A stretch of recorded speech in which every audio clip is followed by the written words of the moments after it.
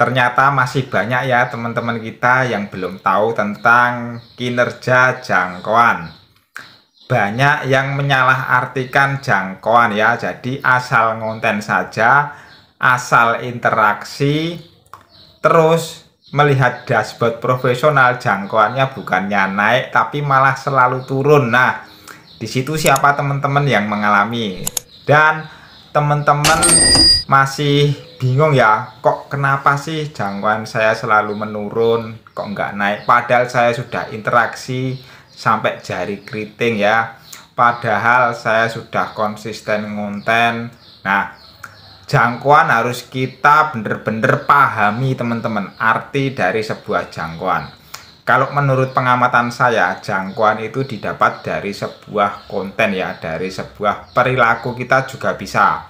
Tapi yang pertama, faktor pendukung jangkauan naik itu karena pertama ya, postingan konten kita itu direkomendasikan oleh sistem menjangkau ke akun-akun baru secara otomatis tanpa batas ya, menjangkau terus gitu ya, sampai luber-luber, sampai banyak orang menonton suka gitu ya, menyukai menonton sampai selesai, sehingga jangkauannya luas dan selalu naik. Nah, tetapi seiring berjalannya waktu, semakin ada inovasi terbaru dari sistem, Facebook selalu meningkatkan kinerja sistemnya. Tidak mudah konten kreator itu mendapatkan jangkauan dengan sesimpel hanya posting saja langsung meningkat teman-teman. Itu pengamatan saya. Harus didasari dengan beberapa faktor pendukung ya. Tidak hanya berupa posting terus viral jangkauan meningkat. Tidak sesimpel itu ya teman-teman. Tidak sesimpel itu. Itu menurut pengalaman saya.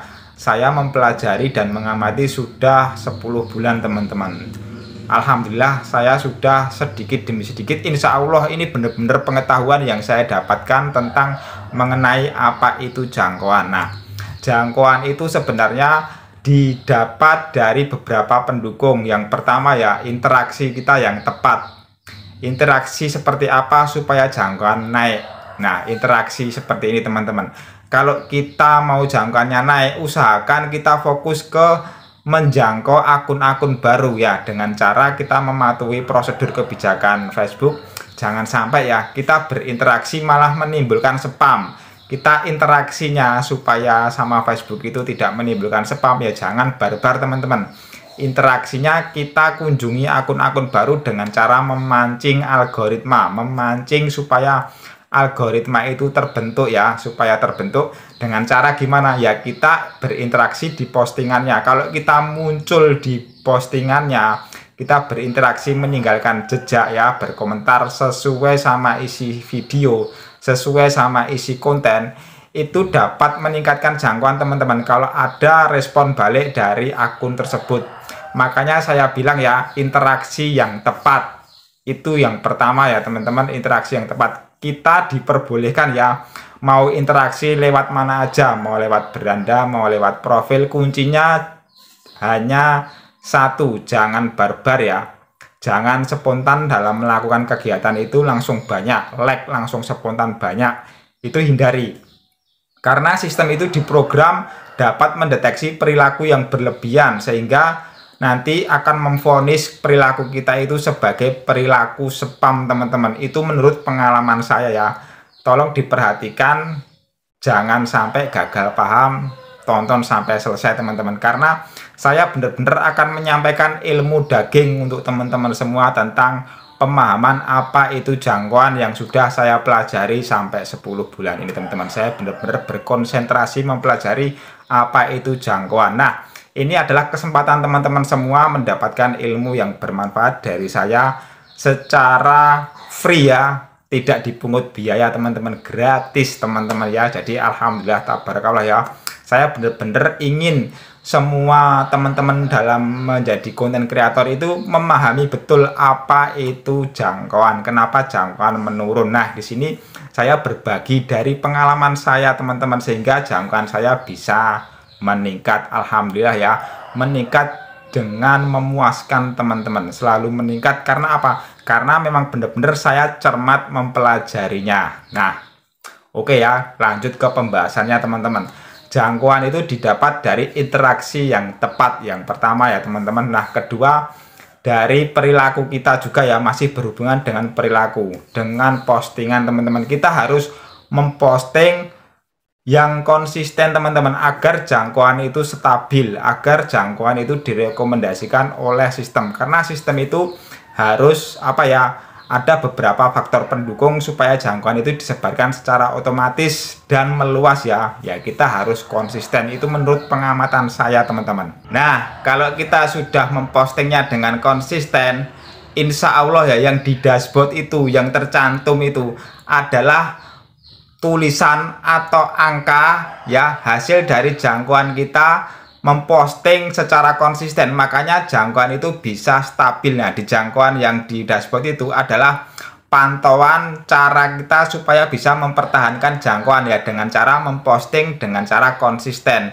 Kalau konten kita itu masih dikatakan belum punya nilai, masih asal-asalan konten, asalkan kita konsisten, menurut pengamatan saya, nanti di dashboard profesional itu kalau kita konsisten, nanti akan stabil teman-teman, asalkan jumlah postingannya jangan sampai menurun jumlahnya ya, dalam waktu seminggu sampai 28 hari. Kalau di dashboard itu terhitung 28 hari, tetapi akan muncul notif per minggunya kalau jumlah postingannya menurun. Kalau menurun, nanti akan mendapatkan notif kalau jangkauannya kita itu menurun ya, karena jumlah postingan menurun. Makanya setiap interaksi di dalamnya, setiap postingan itu juga menurun. Misalkan contohnya kita posting satu video ya dalam satu hari, selama 1 minggu otomatis 7. Nah, minggu besok ternyata cuman posting 6. Otomatis dari postingan yang 7 hari kemarin itu interaksinya pasti juga 7 gitu ya, simpelnya aja. Nah, untuk yang ke minggu kedua, karena kita postingnya 6, berarti interaksinya juga 6 di dalam video tersebut, makanya turun teman-teman. Jadi ada beberapa nilai pendukungnya itu di situ terhitung semuanya, dari interaksi, dari komentar, dari like, pasti juga menurun. Makanya jangkauannya juga dikurangi. Dan jangkauan itu benar-benar sistem yang memberikan memberikan jangkauan mau ke lebih luas atau lebih rendah, itu adalah rahasia sistem teman-teman. Penghitungan sistem, program sistem sudah diprogram ya. Jadi memang benar-benar algoritma itu dari penghitungan yang sangat rumit yang sudah disederhanakan. Kalau menurut pengamatan saya ya, kita harus bisa mempertahankan faktor pendukung itu lebih baik teman-teman. Kita usahakan faktor pendukungnya dengan baik supaya jangkauan kita berpotensi disebarluaskan oleh sistem lebih luas lagi ke akun-akun baru. Nah, kalau kita bisa memposting dengan jumlah yang konsisten setiap harinya, setiap bulannya, otomatis jangkauan kita nanti juga akan rekomendasi mematuhi kriteria prosedur untuk jangkauan dinaikkan oleh sistem. Karena saya sudah membuktikan sendiri ya teman-teman.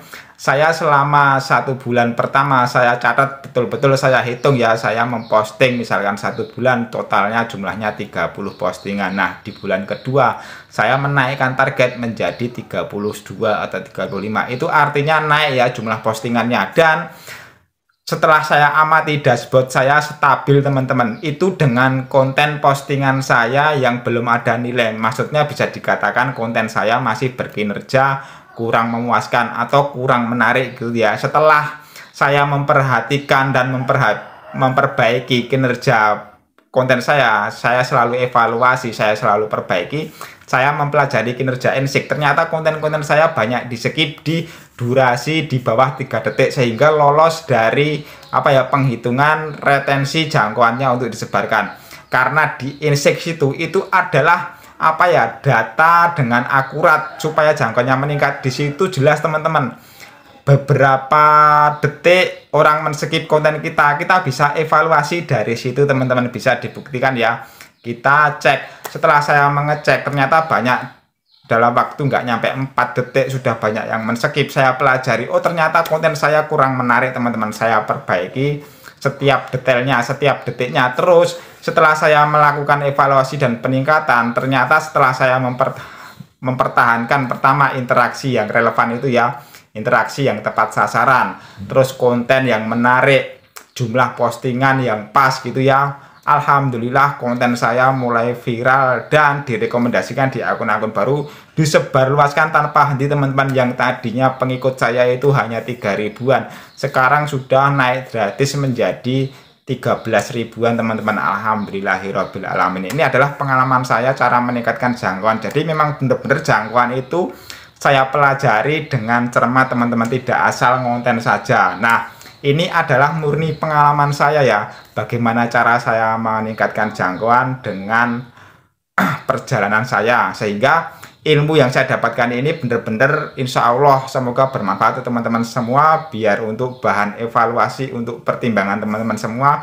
Oh ternyata seperti ini gitu ya, terus bisa teman-teman praktekkan juga teman-teman, semoga bermanfaat ya. Jadi memang cara meningkatkan jangkauan itu ada perhitungannya, ada faktor pendukungnya. Nah, selain itu kita juga harus mempertahankan kesehatan akun kita teman-teman. Jangan sampai akun kita itu ada pelanggaran di dalamnya. Kalau kita ada pelanggaran di dalamnya, otomatis nanti jangkauannya juga terkena pembatasan teman-teman, tidak disebarluaskan oleh sistem. Jadi akun juga harus sehat ya teman-teman, itu faktor pendukungnya seperti itu. Jadi yang pertama ya, interaksi yang relevan, membuat konten konsisten teman-teman. Terus intinya yang relevan, membuat judulnya juga harus relevan teman-teman.